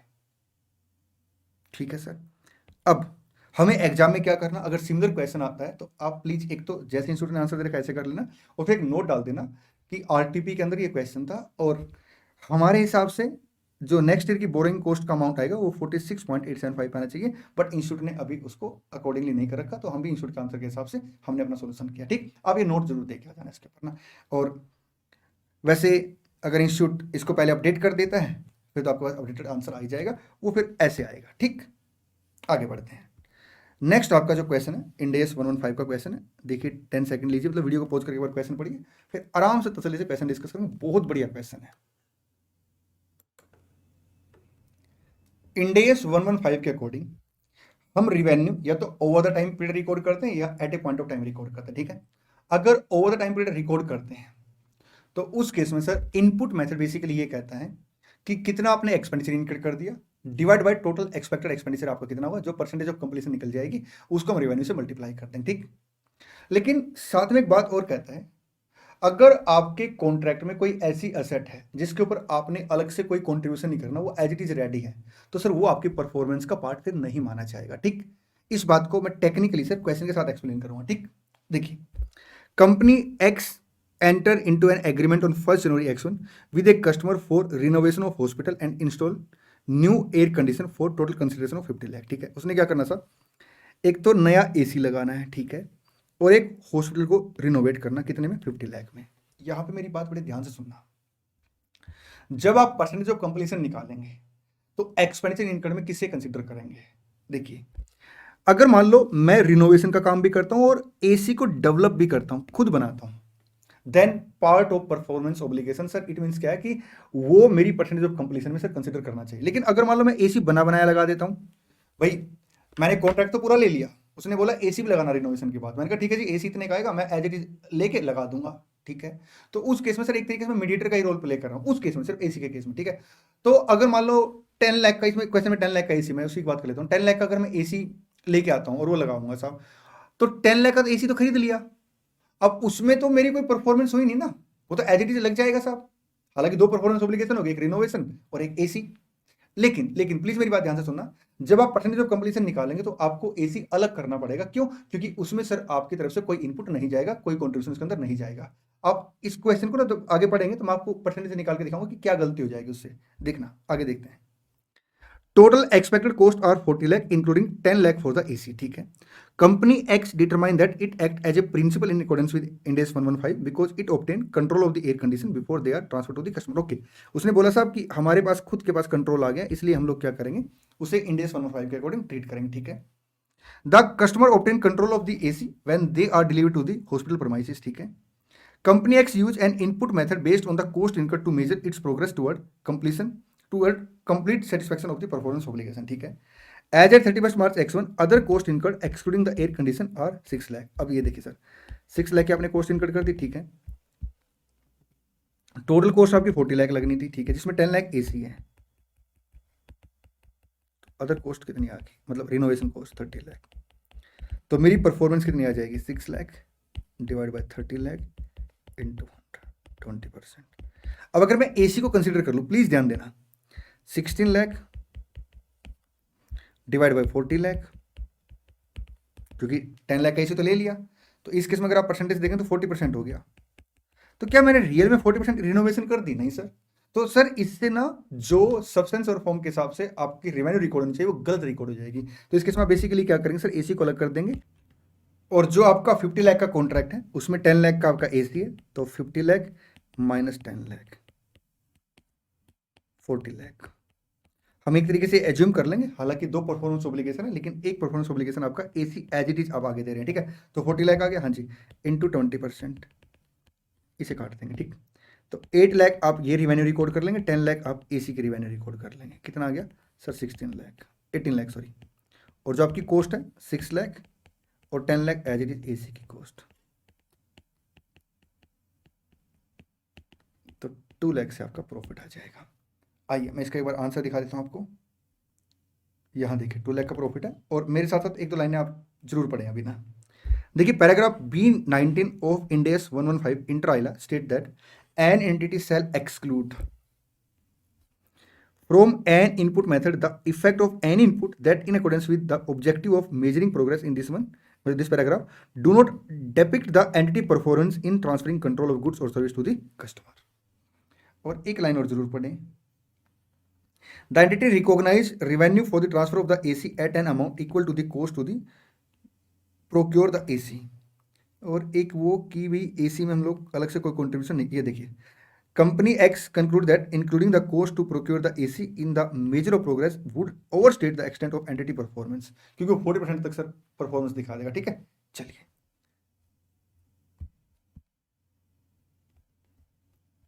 नेक्स्ट क्वेश्चन आपका इंड AS 16 का क्वेश्चन है। एक छोटी सी बात मैं आपको बताना चाहता हूं, अगर कोई भी डीकमीशनिंग लाइबिलिटी है आपकी, तो आप उसका जो प्रोविजन है उसकी present value as per Ind AS 37 निकालेंगे, लेकिन उसे as per Ind AS 16 sir capitalise कर देंगे कॉस्ट ऑफ पीपी में, ठीक। अब जो आपका प्रोविजन अमाउंट है उसे सर आप हर साल क्या करेंगे, इंटरेस्ट कॉस्ट से अनवाइंड करेंगे, बिल्कुल ठीक है सर। और अगर मान लो जो प्रोविजन अमाउंट है उसमें कोई भी चेंज आता है तो उसका एक तो इंपैक्ट आप किसके अंदर लेके जाएंगे, प्रोविजन के अंदर, और दूसरा इंपैक्ट सर आप अगर कोस्ट मॉडल फॉलो कर रहे हैं तो प्रॉपर्टी प्लांट एंड इक्विपमेंट के अंदर लेके जाते हैं, अगर रिवोल्यूशन मॉडल फॉलो कर रहे हैं तो आप रिवोल्यूशन सरप्लस के अंदर लेके जाते हैं। लेकिन अगर आप रिवोल्यूशन मॉडल फॉलो करें और रिवोल्यूशन सरप्लस का बैलेंस नहीं है तो फिर इंपैक्ट सर पीएनएल अकाउंट के अंदर लेके जाते हैं, ठीक। मैं आप लोगों को एक सजेशन दूंगा यहाँ पे, sir provision for decommissioning liability में अगर सब्सिक्वेंटली चेंज आता है उसके ऊपर एक TYK है इंस्टीट्यूट की तरफ से, मैंने उस क्वेश्चन को बड़ी डिटेल में कवर करा रखा है विद कंसेप्ट, और उसकी वीडियो मैंने ऑलरेडी अपने चैनल पे शेयर कर रखी है, उस वीडियो का लिंक मैं आपको अलग से दे दूंगा, ठीक। चलिए पढ़िए क्वेश्चन जल्दी से, क्या लिखता है, company x build a new plant that was brought into use on 1 April X1, ठीक है। The cost of construction the plant was 1.5 crore, the estimate useful life of the plant is 20 year and company x account for the plant using the cost model, ठीक है। The initial carrying amount of the plant include, अब ये देखिए sir इसमें already include है ये ना, अगर ये एक्सक्लूड होता तो फिर हम इसको जोड़ के दिखाते सब कॉस्ट ऑफ पीपी के अंदर, ठीक। क्या लिखता है, included an amount of ₹10 lakh for decommissioning which was determined using a discount rate of 10%, ठीक है, ऑन 31 मार्च X2। अब ये देखिए सर ये पीवी दे दिया आपको ऑलरेडी निकाल के, ठीक है। Company X remeasure the provision for decommissioning to 13 lakh. अब इनिशियल डेट पे हम क्या करेंगे सर, पीपी रिकॉर्ड करेंगे 1.5 करोड़ की, ठीक है। प्रोविजन फॉर डीकमीशनिंग लायबिलिटी कितने से आ जाएगा सर, ये आ जाएगा आपका 10 लाख से, ठीक है। एक साल के बाद क्या होगा सर, इसके ऊपर हम डेप्रिसिएशन चार्ज कर लेंगे, कितना आपका 20 ईयर्स के हिसाब से लाइफ है, तो 1.5 crore divide by 20 years 0.075 crore हम क्या करें डेप्रिसिएशन चार्ज कर लेंगे, और इसको सर अनवाइंड कर देंगे इंटरेस्ट कॉस्ट से, ये 11 आ जाएगा। अब वो कह रहा है रीमेजर किया आपने तो 13 लाख इसकी वैल्यू है, तो 2 लाख से अमाउंट बढ़ गया तो आप क्या करें 2 लाख से पीपी की वैल्यू बढ़ा देंगे। एंट्री की बात करें साहब तो एंट्री करेंगे हम लोग डेप्रिसिएशन अकाउंट डेप्रिसिएशन कितने से 7.5 लाख से, ठीक है, ये लैक्स में ये करोड़ में है, ठीक है, तो 7.5 लाख से आ गया, ठीक है। उसके बाद इंटरेस्ट कॉस्ट अकाउंट डेबिट जिसको पेनल अकाउंट में ट्रांसफर कर देंगे टू प्रोविजन फॉर डीकमीशनिंग कितने सर, आपका आ जाएगा 1 लाख से, ठीक। इसके बाद सर आपकी डीकमीशनिंग लायबिलिटी 2 लाख से बढ़ जाएगी, और डिफरेंस कहाँ लेके जाएंगे पीपीई के अंदर, ठीक है। Property plant and equipment account debit to provision for decommissioning liability 2 lakh से। Provide necessary journal entry at the end of the year this one for recording depreciation and decommissioning provision. ये देखिए सर मैंने entry आपको बोल दी है, ये देखिए आगे बढ़े, हाँ जी सर। देखिए नेक्स्ट क्वेश्चन आपका गवर्नमेंट ग्रांट का है। अगर गवर्नमेंट ग्रांट आपको किसी रेवेन्यू एक्सपेंडिचर के लिए मिलती है तो उस केस में उसका क्या ट्रीटमेंट होगा। अगर रेवेन्यू एक्सपेंडिचर आपका ऑलरेडी कंप्लीट हो चुका है तो फिर हम उसे इमीडिएटली पेनल अकाउंट के अंदर लेके जाते हैं। अगर रेवेन्यू एक्सपेंडिचर सर आगे चलेगा आपने खर्च करना है तो हम क्या करते हैं डेफर्ड कर देते हैं गवर्नमेंट ग्रांट को, ठीक, और उसे एमोटाइज करते हैं in the ratio of expenditure incurred, ठीक है। अब पीएनएल अकाउंट में गवर्नमेंट ग्रांट को जब हम डेफर कर देते हैं तो हर साल उसे पीएनएल अकाउंट में कैसे लेके जाएंगे, दो अप्रोच होती है साहब, या तो हम क्या करेंगे जो एमोटाइजेशन ऑफ गवर्नमेंट ग्रांट है उसे अदर इनकम के रूप में या एक सेपरेट लाइन के रूप में दिखा देंगे, ठीक, इनकम साइड में, या फिर उसे स्पेसिफिक खर्चे के साथ क्या करेंगे नेट करके दिखा देंगे, ठीक। चलिए क्वेश्चन नंबर 9 बिल्कुल आसान सा क्वेश्चन है, क्या लिखता है, a limited received a government grant of ₹10 lakh to defray expenses for environmental protection, ठीक है। Expected environmental cost to be incurred is ₹3 lakh per annum for the next 5 year. तो सर हर साल 5 लाख की 3 लाख की कॉस्ट आएगी 5 साल के अंदर, ठीक है। तो आप क्या करेंगे सर इसे डेफर्ड कर देंगे और हर साल क्या करेंगे 2 लाख से इनकम या तो एज ए अदर इनकम या सेपरेट इनकम रिकॉर्ड कर लेंगे एमोटाइजेशन ऑफ गवर्नमेंट ग्रांट के नाम से, या उसे खर्चे के साथ नेट करके दिखा सकते हैं। How should A limited present such grant related to income in its financial statement, ये मैंने आपको बता ही दिया है, इसका आंसर आप देख लेना एक बार ना। ये देखिए या तो नेट एक्सपेंसेस करके दिखा सकते हैं या 2 लाख से सर आप क्या कर सकते हैं पीएनएल अकाउंट में आइदर सेपरेटली और under the head other income, ठीक। चलिए नेक्स्ट क्वेश्चन आपका इंड AS 116 का है। देखिए there is no concept of आपका ऑपरेटिंग लीज और फाइनेंस लीज फॉर लेसी, वहां पे तो सर एक ही कंसेप्ट है right of use asset to lease liability, ठीक। लेकिन सर कंसेप्ट है इंड AS 116 के अकॉर्डिंग लेसर की बुक्स में आइदर ऑपरेटिंग लीज और फाइनेंस लीज, ठीक है सर। अगर ऑपरेटिंग लीज है तो सर जो भी लीज रेंटल आएगा उसे वो क्या करेगा, in the ratio of expected benefit sir record कर लेगा। हाँ, अगर एक्सपेक्टेड बेनिफिट आइडेंटिफाई नहीं हो पा रहा तो एसएलएम के बेसिस से रिकॉर्ड कर लेगा। सिंपल ये लिखा हो सर कि आप जो भी ऑपरेटिंग लीज में लीज रेंटल लेंगे उसे एसएलएम के बेस पे एलोकेट कर लेंगे, लेकिन अगर कोई और एप्रोप्रिएट बेस है जैसे एक्सपेक्टेड बेनिफिट वगैरह तो उसके हिसाब से आप उसे एलोकेट कर लेंगे। एक दो बात मैं आपको बताता हूं। कभी कभी क्या होता है, लेसर ना लेसी को कमेंसमेंट डेट पे कुछ पेमेंट कर देता है, ठीक है। तो उस केस में हमें सबसे पहले आइडेंटिफाई करना पड़ेगा कि जो कमेंसमेंट डेट पे लेसर ने लेसी को क्या की है, पेमेंट की है, उसका ऑब्जेक्टिव क्या है। सर उसका ऑब्जेक्टिव है लीज इंप्रूवमेंट। तो उस केस में हम लोग क्या करते हैं, अगर आपने लीज इंप्रूवमेंट के लिए सर लेसी को पेमेंट कर दी है और वो लेसी की असेट बन जाती है तो हम उसे इनिशियली डेफर्ड लीज इंसेंटिव के नाम से रिकॉर्ड कर लेते हैं, डेफर्ड लीज इंसेंटिव के नाम से रिकॉर्ड कर लेते हैं और ओवर द पीरियड उसे क्या करते हैं, एमोटाइज कर लेते हैं, ठीक, over the lease period. Sir अगर आपने लेसी को कमेंसमेंट डेट पे पेमेंट की है और लीज इंप्रूवमेंट के तहत असेट में इंप्रूवमेंट कराया है तो उस केस में सर हम क्या करते हैं, असेट की कॉस्ट को बढ़ा देते हैं और जो आपका इंप्रूवमेंट हुई है उसकी जो लाइफ बनेगी साहब उसके हिसाब से उसे एमोटाइज कर देते हैं, ठीक। चलिए पढ़िए जल्दी से क्वेश्चन नंबर 10, फिर मिलकर डिस्कस करते हैं। आइए मिलकर पढ़ते हैं, क्या लिखते हैं, how will entity Y account for the incentive in the following scenario. Sir अगर एंटिटी वाई ने इंसेंटिव पे किया है तो क्या ट्रीटमेंट होगा, मैं आपको बता दूं। हमें देखना पड़ेगा कि आपने असेट की इंप्रूवमेंट में या लीज इंप्रूवमेंट में दिया है और ओनरशिप किसके पास है, सारे फैक्ट देख के हम इसका अकाउंटिंग ट्रीटमेंट बताएंगे, ठीक। Entity Y lessor entered into an operating lease of property with entity X lessee for a 5-year term at a monthly rental of 110, ठीक है, 1,10,000 मंथली रेंटल आ गया, ठीक। इन ऑर्डर और 5 साल के लिए लीज पे है, ठीक है। In order to induce entity X to enter into the lease, entity Y provide 6 lakh to entity X. Sir उसको लीज पे लाने के लिए 6 लाख उसने क्या किया, एंटिटी एक्स को प्रोवाइड कर दिए एट कमेंसमेंट, मतलब लेसर ने लेसी को 6 लाख की पेमेंट की है फॉर लेसी इंप्रूवमेंट, मतलब लेसी के सेट के लिए। तो इस केस में हम लोग बेसिकली क्या करेंगे, कमेंसमेंट डेट पे आपका डेफर्ड लीज इंसेंटिव रिकॉर्ड कर लेंगे। एंट्री बोल दूं, हाँ जी sir, deferred lease incentive account debit to bank account करने से 6 लाख से, ठीक है। अब उसके बाद सर इसे हम एमोटाइज करेंगे ओवर द लीज पीरियड, और 5 साल है तो 5 साल इंटू 12 मंथ 60 मंथ आ गया, क्योंकि सर यहाँ पे जो आपका लीज रेंटल वो मंथली आ रहा है। तो 10,000 हम क्या करेंगे साहब, जो लीज रेंटल इनकम है उसके साथ इसे एडजस्ट कर देंगे। एंट्री करेंगे बैंक अकाउंट डेबिट 110 से टू आपका लीज रेंटल इनकम या लीज इनकम 1 लाख आ जाएगा और टू लीज इंसेंटिव सर आपका 10,000 एडजस्ट हो जाएगा। ये देखिए डेफर्ड लीज इंसेंटिव, ठीक है, डेफर्ड लीज इंसेंटिव एडजस्ट कर लिया और बाकी आपकी इनकम बन गई, ठीक। चले हाँ जी सर, देखिए entity Y lessor entered into an operating lease of property with entity X lessee for a 5-year term at a monthly rental of 110, ठीक है, 110 monthly rental है। At lease commencement, entity Y provides 6 lakh to entity X for leasehold improvement which will be owned by entity Y। Sir ownership हमारे पास रहेगा तो हम इस case में क्या करेंगे, प्रॉपर्टी प्लांट एंड इक्विपमेंट की कॉस्ट में ऐड कर देंगे और फिर डेप्रिसिएट कर देंगे साहब इसको, ठीक है। Estimate useful life of the lease hold improvement is 5 year.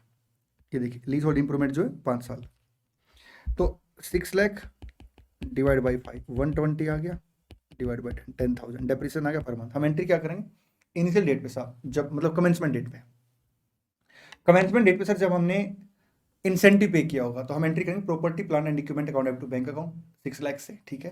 फिर मंथली सर जब रेंट आएगा bank account debit to lease income sir 110 से और depreciation to property plant and equipment 10,000 से, एक्यूमेंट डेप्रिसिएशन, ठीक है जी सर। चलिए देखिए एनसीआई को सर हम कैसे निकाल सकते हैं, या तो फेयर वैल्यू के बेस पे ले सकते हैं या फिर सर नेट असेट के प्रोपोर्शनेट के बेस पे, ठीक है। अगर हम नेट असेट के प्रोपोर्शनेट बेस पे लेते तो सर उस केस में हम प्रोपोर्शनेट गुडविल बोलते हैं उसको। कर लेते क्वेश्चन साथ साथ, बड़ा आसान सा क्वेश्चन है। इन अक्टूबर X1 IHL acquired 75% of the very relevant limited by paying cash consideration of 0.8 million, ठीक है। The fair value of the NCI on the date of acquisition कितने से 0.2 मिलियन से, ठीक है, तो 1 मिलियन हो गया, ठीक है। The value of the very relevant limited identifiable net asset as per index 103 में से 1.1 से, तो आपका कैपिटल रिजर्व आ गया, ठीक है। With respect to acquisition of very relevant limited determine the value of the gain on bargain purchase when NCI is measured as per fair value method. Sir ये आ गया। प्रोपोर्शनेट शेयर, अगर proportionate share की बात करें तो sir 1.1 का 25% आ जाएगा, तो 0.8 1.1 का 25% आपका 0.275 1.075 1.1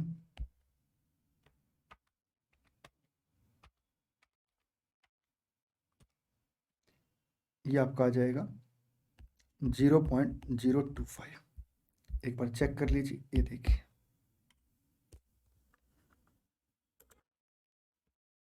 नेक्स्ट क्वेश्चन की तरफ बढ़ते हैं।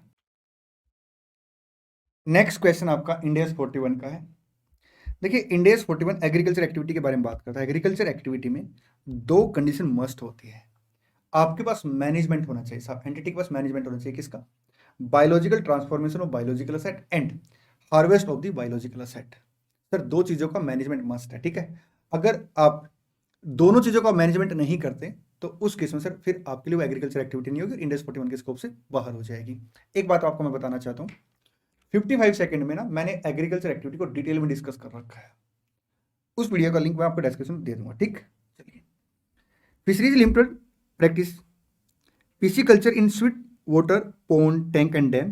The fishing activity of fisheries limited in such sweet water consists only of catching the fishes। अब ये देखिए साहब, आप सिर्फ हार्वेस्ट करते हैं, मतलब बायोलॉजिकल ट्रांसफॉर्मेशन का आप मैनेजमेंट नहीं करते थे, एग्रीकल्चर एक्टिविटी के स्कोप से बाहर है, मतलब 41 इसके अंदर नहीं लगेगा। इसका आंसर एक बार आप देख लेना, ठीक।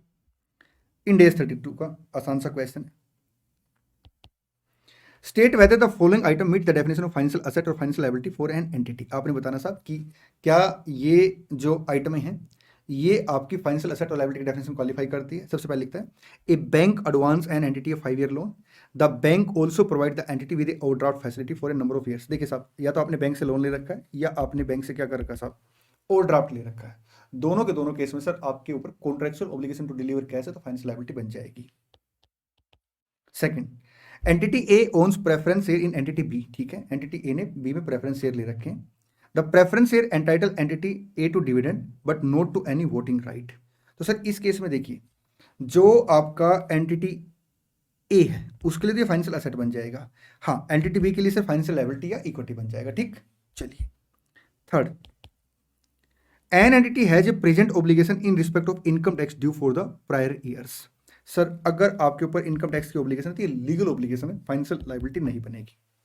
चलिए, in a lawsuit brought against an entity a group of people is seeking compensation for damage to their health as a result of land condemnation believed to be caused by waste from the entity production process. It is unclear whether the entity is source of the condemnation since many entity operate in the same area and produce similar waste। अब अगर आप यहाँ पे देखेंगे तो there is no contractual obligation।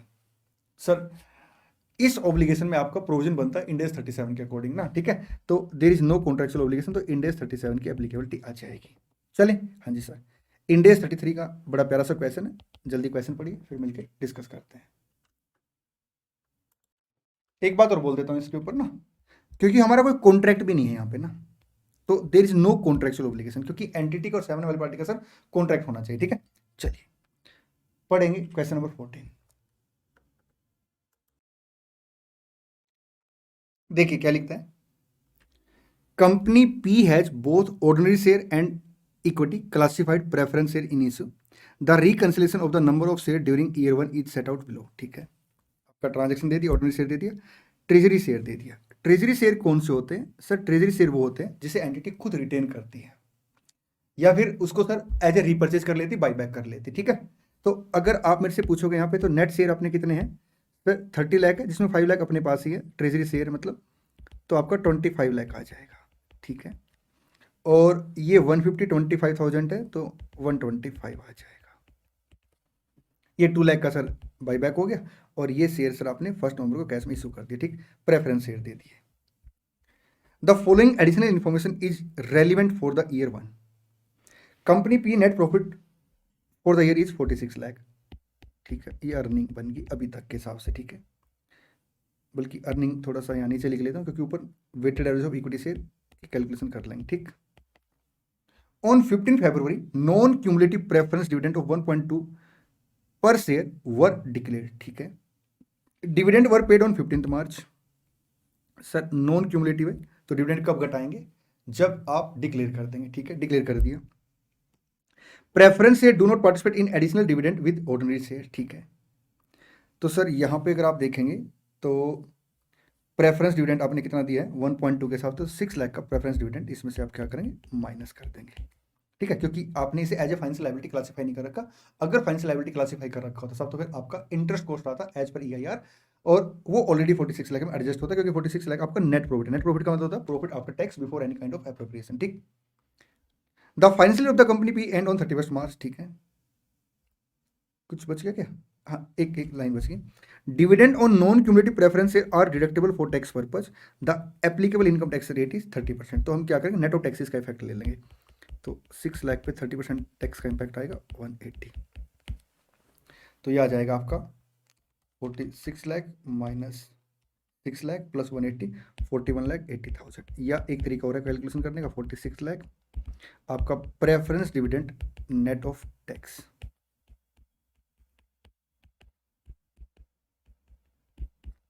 Weighted average of equity share. अब calculate करते हैं। Determine the basic earning per share of the company P for the year 1, use the number of month, ठीक है, और part of month rather than the number of day in the calculation of EPS. ये बड़ा प्यारा question है जी, खासकर bonus share को लेकर। देखिए आपने बोनस शेयर कब इशू किए सर, 15 अप्रैल को। हम क्या मान के चलते साहब, बोनस शेयर आपने इनिशियल डेट से इशू किए होंगे, ठीक है। अब यहाँ पे सबसे पहले क्या निकालेंगे, बोनस फ्रैक्शन निकालेंगे। बोनस फ्रैक्शन कैसे निकलेगी, number of share before bonus share, original share जिसको बोलते हैं 25 लाख आ गया, और आपका बोनस कितने से 125 से डिवाइड बाय ओरिजिनल होल्डिंग, तो 26 लाख 25,000 डिवाइड बाय 25 लाख 1.05 आ गया। अब यहाँ देखिए 1 अप्रैल को अपने पास कितने शेयर थे, 25 लाख शेयर थे। एक सेकेंड, यहाँ वर्किंग नहीं हो पाएगी, यहाँ कर लेते। 25 लाख शेयर थे, ठीक है सर, इनटू बोनस फ्रैक्शन, बिल्कुल ठीक है, इनटू। अब देखिए 15 अप्रैल को शेयर चेंज हुए हैं सर, वो तो बोनस है ना, उसको तो हम क्या करेंगे 15 अप्रैल से थोड़ा मानेंगे, 1 अप्रैल से मानेंगे, और 1 अप्रैल से उसका इंपैक्ट दे दिया, ठीक है। नेक्स्ट डेट कब है, 1 मई को, तो 1 मई को नंबर ऑफ शेयर चेंज हो जाएंगे, तो 1 मंथ का तो ये निकाल देंगे 25 लाख इंटू 1.05 डिवाइड बाई 12, 218,750 आ गया। चले, हाँ जी सर। और उसके बाद आएगा आपका 1 मई को 2 लाख का सर रीपरचेज कर लिया आपने ना, ठीक है। अब अगर आपको बाईबैक का प्राइस और fair value of the buy, मतलब fair value on the rate of buyback नहीं दे रखा होता, तो हम सिंपल फिर क्या करते सर, नंबर ऑफ शेयर को रिड्यूस कर देते। अदरवाइज हमें क्या बोनस एलिमेंट निकाल के सर उसकी वर्किंग करनी पड़ती, ठीक है। तो उतना कॉम्प्लिकेटेड केस इंस्टीट्यूट ने यहाँ पे नहीं दे रखा। तो 1 मई को अपने पास नंबर ऑफ शेयर कितने हो जाएंगे सर, 26,25,000 थे उससे पहले ना, या ऐसे भी कर सकते हैं आप 25 लाख 1.05, ठीक है। 2 लाख का सर यहाँ पे अपना बाईबैक हो गया, तो 24-25। नेक्स्ट चेंज कब आया सर, 1 नवंबर को, तो मई जून जुलाई अगस्त सितंबर अक्टूबर, कितना आ जाएगा 6 मंथ। सर बोनस एलिमेंट नहीं लेंगे बेटा, बोनस एलिमेंट ऑलरेडी 26-25 में आ चुका है, तो ये आ जाएगा 12,12,500। अब 4 लाख का सर आपने फिर से शेयर इशू कर दिया है, तो यहाँ पे आपका 28,25,000 आ जाएगा इनटू नवंबर दिसंबर जनवरी फरवरी मार्च 5 मंथ का, तो 28-25 इंटू 5 डिवाइड बाई 12, 117,7,083।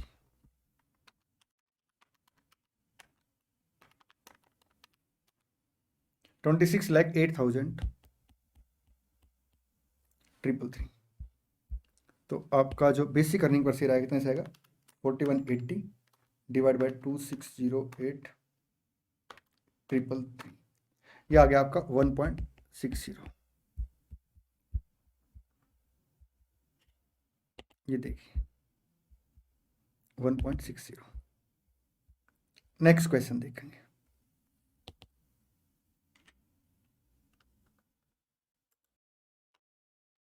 इंडेस 8 ये कहता है अगर कोई भी एरर या ओमिशन है तो उसका इंपैक्ट आप रेट्रोस्पेक्टिव लेंगे, लेकिन अगर रीजनेबली आपने एफर्ट्स किए थे और आपके पास इंफॉर्मेशन नहीं आ पाई थी तो फिर वो एरर नहीं मानी जाती, या फिर कोई रेट्रोस्पेक्टिव इफेक्ट लिया आपने तो भी एरर नहीं मानी जाती।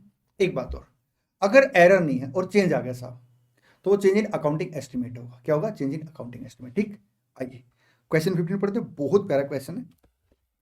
In X3 X4 after the entity 31st March X3 annual financial statement were approved for issue। यहां पे ध्यान देना, फाइनेंशियल स्टेटमेंट ऑलरेडी सर आपकी अप्रूव हो चुकी, कब की? X3 की। ठीक है, तो इन्फॉर्मेशन सर जो आपको पता लगी है क्वेश्चन के हिसाब से या पता लगेगी वो आपको X3 X4 की बात करेगा, क्योंकि 31 मार्च X3 की जो इन्फॉर्मेशन थी, मतलब फाइनेंशियल स्टेटमेंट थी, वो अप्रूव हो चुकी है।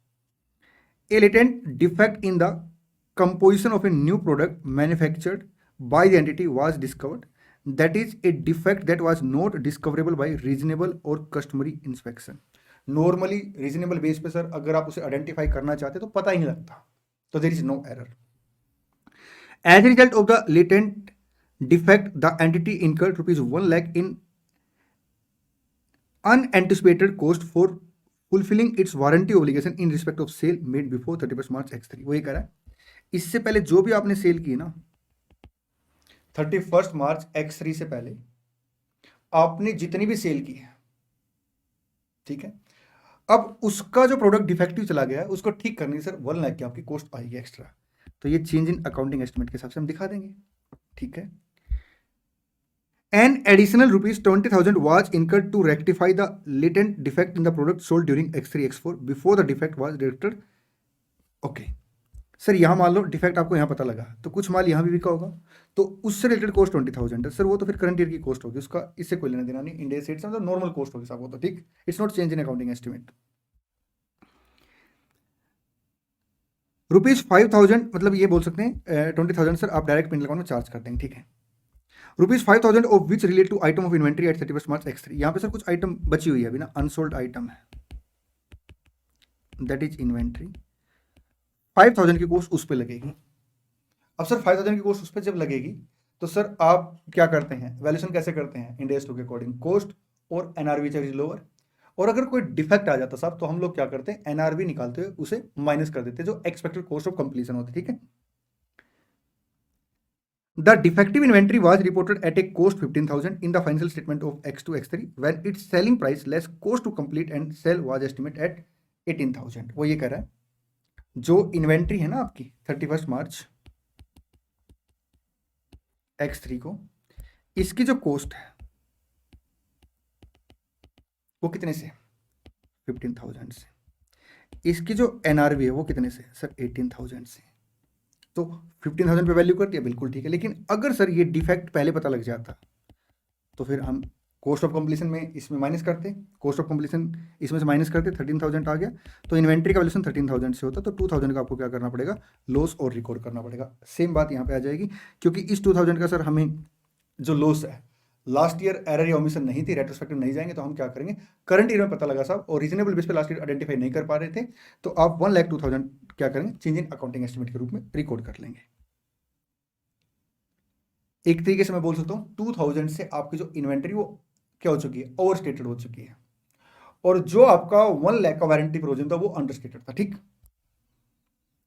The accounting estimate made in preparing the 31st March X3 financial statement were appropriately made using all reliable information, and the entity could reasonably be expected to have been obtained and taken into account in the preparation and presentation of those financial statement।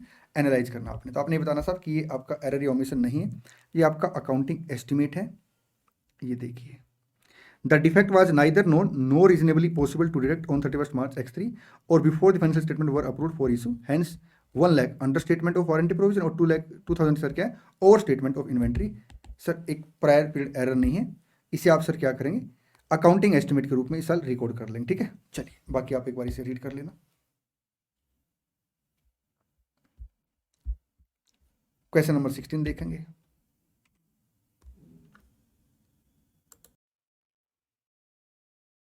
देखिए क्या लिखता है। In an arm length transaction, entity X buy 10,000 convertible preference share in company Z for cash payment of 40,000 with 25,000 payable immediately and 15,000 payable in 2 years. Sir ये deferred payment का case है, तो 25,000 आप initially record कर लेंगे? नहीं sir, initially तो हम पूरी वैल्यू रिकॉर्ड करेंगे, फेयर वैल्यू पर रिकॉर्ड करेंगे, तो हमें फेयर वैल्यू निकालनी पड़ेगी। कैसे निकलेंगे सर? 25,000 कैश पेमेंट है प्लस आपका, क्योंकि आर्म लेंथ प्राइस पे, प्लीज ध्यान देना, as per Ind AS 113 sir level 1 के अंदर आ जाएगा। लेवल 1 का मतलब क्या होता है? जब आप आर्म लेंथ प्राइस पे ट्रांजैक्शन करते हैं, ट्रांजैक्शन प्राइस ही आपकी फेयर वैल्यू मानी जाती है, जो कि आपकी कितनी मानी जाएगी सर? 25,000 जो इमीडिएटली पे किया, प्लस आपने 15,000 2 साल के बाद पे किया है, और जो market rate of annual interest for 2 year loan है सर वो 6% है, तो डिवाइड बाई 1.06 इक्वल टू 13350।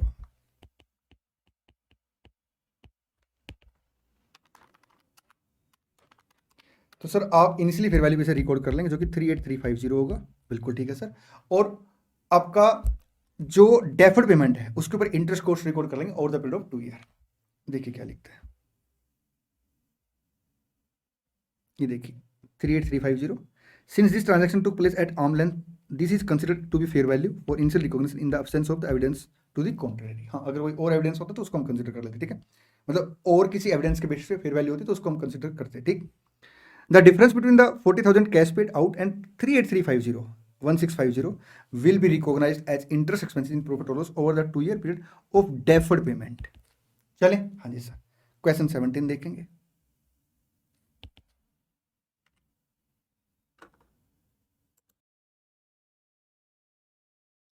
देखिए नेक्स्ट जो क्वेश्चन आपका फाइनेंशियल गारंटी का क्वेश्चन। फाइनेंशियल गारंटी को इंड AS 109 में कवर किया गया है। फाइनेंशियल गारंटी का अकाउंटिंग ट्रीटमेंट क्या होगा? जिस व्यक्ति ने गारंटी दी है उसके बुक्स में ट्रीटमेंट के बारे में सर इंड AS 109 ने बता रखा है।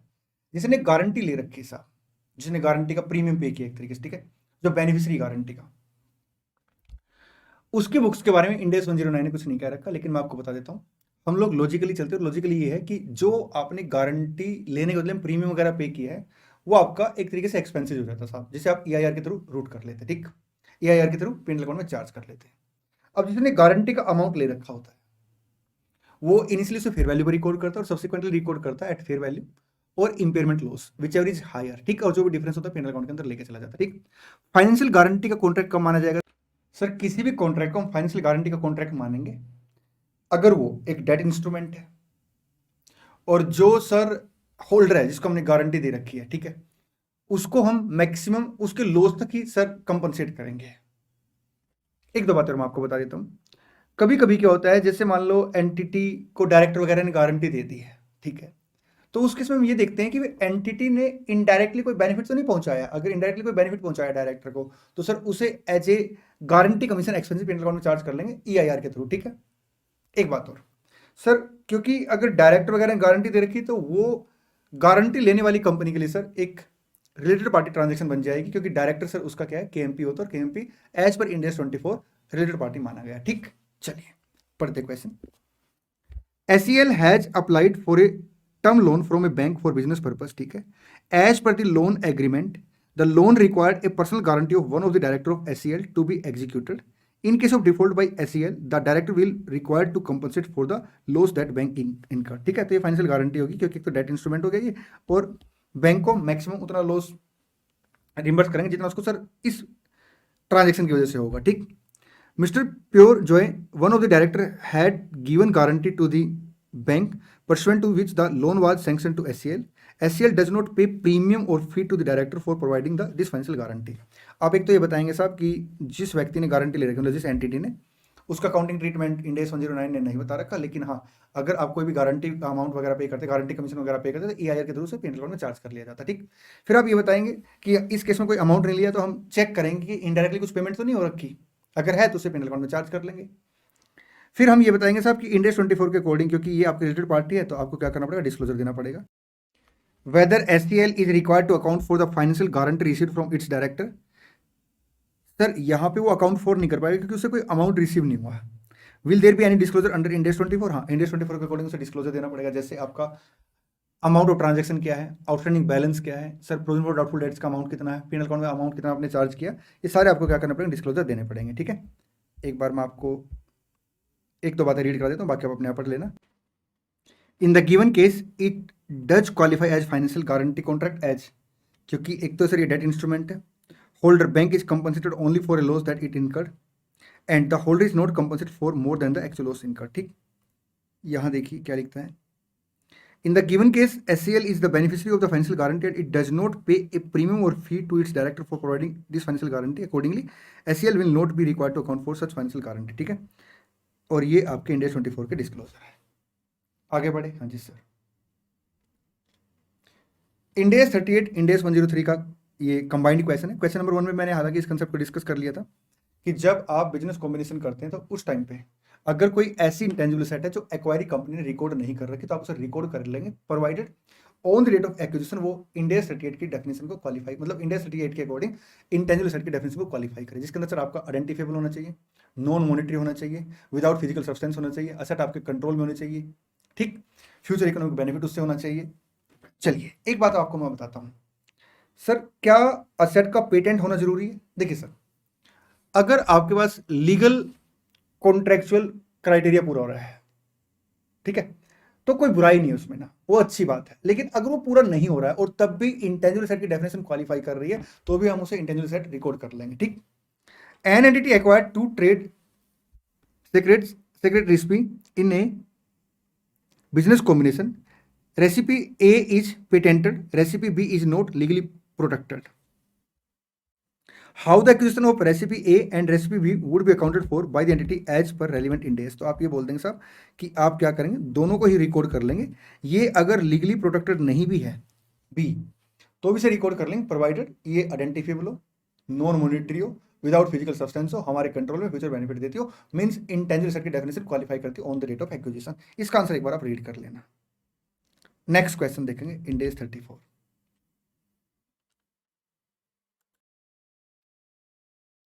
देखिए इंडेस 34 के अकॉर्डिंग चाहे आप कंप्लीट इंटरिम फाइनेंशियल स्टेटमेंट बनाएं या कंडेंस्ड इंटरिम फाइनेंशियल स्टेटमेंट बनाएं, आपको बेसिकली क्या क्या कवर करना होता है एक एक करके बात करते हैं। अगर मैं बैलेंस शीट की बात करूं तो जो आपका करंट पीरियड है वो आएगा, ठीक है, और प्रीवियस ईयर आपका लास्ट डे आएगा। अगर मैं statement of P and L की बात करूं तो एक तो आपका करंट पीरियड आएगा, एक आपका फर्स्ट डे से लेके till date of interim financial statement, इसको मैं फर्स्ट डे को ऐसे लिख देता हूं, फर्स्ट डे। साथ में सर इनके कंपैरिजन आएंगे। कंपैरिजन में क्या क्या आएगा, आपका लास्ट ईयर का सेम टाइम पीरियड, भाई जो आपका इंटरिम पीरियड है, जैसे मान लो मैं सितंबर की फाइनेंशियल स्टेटमेंट बना रहा हूँ, ठीक है, इंटरिम, तो मेरे को क्या करना पड़ेगा, 1 जुलाई से 30 सितंबर का पी&एल लास्ट ईयर का सेम, और फिर 1 अप्रैल से लेकर 30 सितंबर 6 मंथ का, मतलब 3 month current year, 3 month last year, 6 month current year और 6 मंथ लास्ट ईयर। ठीक है, आपका जो statement of change in equity है एंड कैश फ्लो स्टेटमेंट है वो आपका सर फर्स्ट डे से लेके टिल रिपोर्टिंग डेट तक, जैसे मान लो अगर मैं दिसंबर में बना रहा हूं तो 9 मंथ का आएगा खाली ना, और प्रीवियस ईयर का आएगा। ठीक है, चले, हाँ जी सर।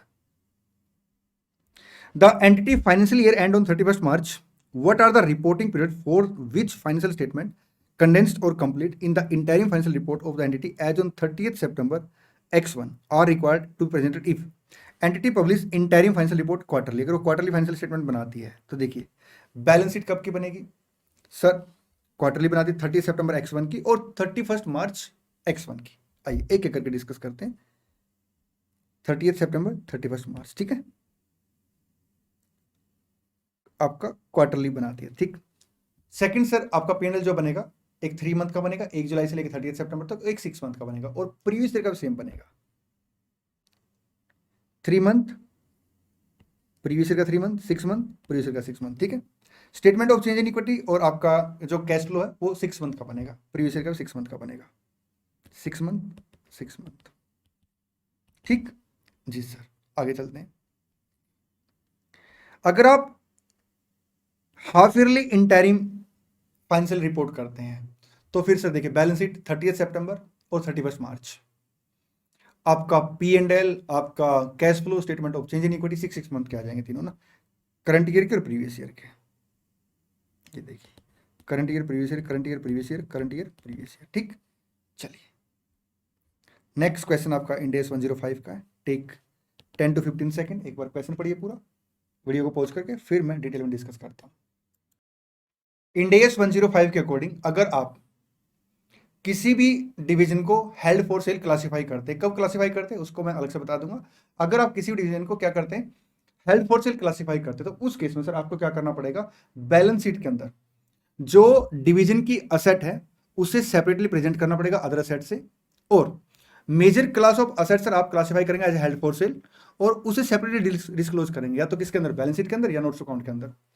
P&L के अंदर सर एक सिंगल अमाउंट आ जाएगा आपका पोस्ट टैक्स प्रॉफिट और लॉस ऑफ द डिवीजन के नाम से, और साथ में आप क्या करेंगे, उसे as a discontinue operation disclose करेंगे डिवीजन को। ठीक सर, हेल्ड फॉर सेल हम उसे कब मानेंगे, जब सर वो इस कंडीशन में कि आप उसे इमीडिएटली सेल कर पाए, मार्केट में मार्केटेबल प्राइस आपको मिल रहा है, और विद इन 1 ईयर सर आप उसे क्या करेंगे, डिस्पोज कर देंगे। ठीक है, तो कुछ कंडीशन है। चलिए, on 1 January X1 the carrying amount of the relevant asset of the division of an entity Star Limited were as follows. एक दो बातें मैं आपको बताता हूं